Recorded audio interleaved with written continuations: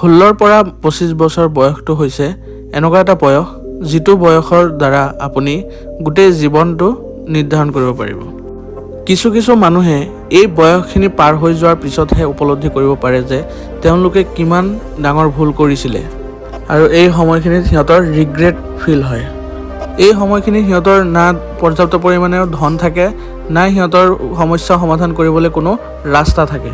আৰু তেতিয়াই সিহঁতৰ মনত পৰে যে যদি আমি আগত এই ভুলখিনি নকৰিলো হয় তেতিয়াহ'লে আজি আমি ৰিগ্ৰেট ফিল কৰিব নালাগিলে হয়। এই বয়সখিনি পাৰ হৈ যোৱাৰ পিছত আমি পষ্টৰ বাহিৰে আৰু একো কৰিবও নোৱাৰোঁ। কিন্তু আপুনি এই বয়সত বহুত কিবা কৰিব পাৰিব যদি আপুনি বুজি যায় যে এইটোৱেই সময় যে আপোনাৰ ভৱিষ্যত দুখত পাৰ হ'ব নে সুখত পাৰ হ'ব, আপুনি ভৱিষ্যতে ধনী হ'ব নে দুখীয়া হ'ব। তেতিয়াহ'লে আপোনাক এই জীৱনৰ যিটো দৌৰ সেইটোত আপোনাক কোনো হৰাব নোৱাৰে।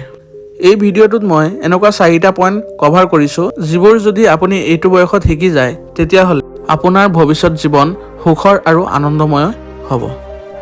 বলক আমি এই পইণ্টকেইটা আলোচনা কৰোঁ। নম্বৰ 1, আপুনি নিজে তৈয়াৰ কৰা পথত চলিবলৈ চেষ্টা কৰক। বেলেগৰ ৰাস্তাৰে নচলি নিজৰ ৰাস্তাৰে চলাৰ চেষ্টা কৰক। 16 পৰা 25 বছৰ বয়সটো হৈছে সোণালী বয়স। এই বয়সতে আমি আমাৰ কেৰিয়াৰ চুজ কৰোঁ, ডাঙৰ ডিচিশ্যনবোৰ লওঁ, ডাঙৰ সপোন দেখোঁ। এই জাৰ্ণিত আপুনি হাজাৰ মানুহ পাই যাব যিয়ে আপোনাক উপদেশ দিব, পৰামৰ্শ দিব।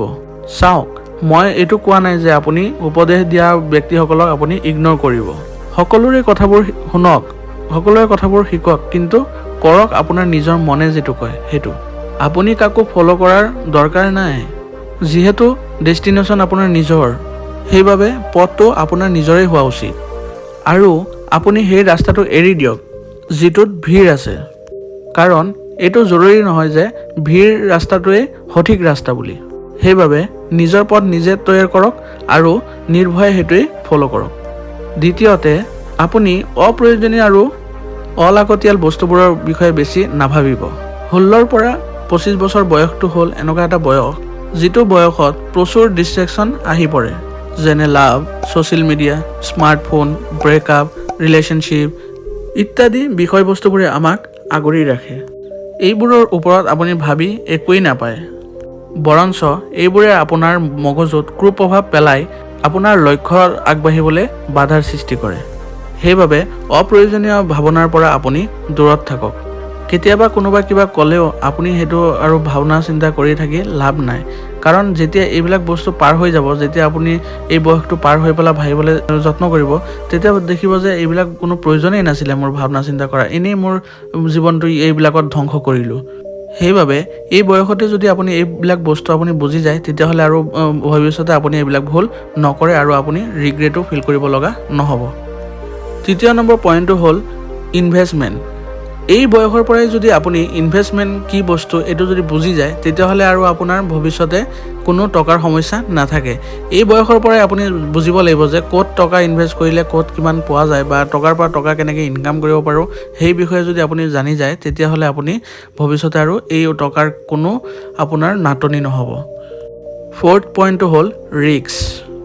এইটোৱে হ'ল আপোনাৰ বয়স ৰিস্ক লোৱাৰ, কাৰণ এইটো বয়সৰ পিছত আপুনি ৰিস্ক লোৱাটো ৰিস্কৰ বিষয় হৈ পৰে। এই বয়সৰ পিছতেই আপোনাৰ সম্পূৰ্ণ পৰিয়ালৰ দায়িত্ব আপোনাৰ তাত আহিবলৈ গৈ আছে। সেই সময়ত এইটো ভয় আপোনাৰ থাকিবই যে এই সময়ত ৰিস্ক লওঁ নে নলওঁ। আৰু বেছি সংখ্যক মানুহেই ফেমিলিৰ কথা চিন্তা কৰিয়ে কোনো ৰিস্ক লোৱা দেখা নাযায়, কিন্তু আপোনাৰ তাত সুযোগ আছে ৰিস্ক লোৱাৰ কাৰণে। সেইবাবে ৰিস্ক লওক আৰু এনেকুৱা ৰিস্ক লওক যাতে আপুনি নিজৰ ওপৰত নিজে প্ৰাউড ফিল কৰিব পাৰে। আশা কৰোঁ আপোনালোকৰ এই 4টা পইণ্ট ভালদৰে বুজি পাইছে। আজিৰ ভিডিঅ'টো এইখিনিয়েই, আৰু যদি ভিডিঅ'টো ভাল লাগিছে ভিডিঅ'টো লাইক কৰিব নাপাহৰিব, আৰু চেনেলত যদি নতুনকৈ আহিছে চেনেলটো ছাবস্ক্ৰাইব কৰি ল'ব। ধন্যবাদ।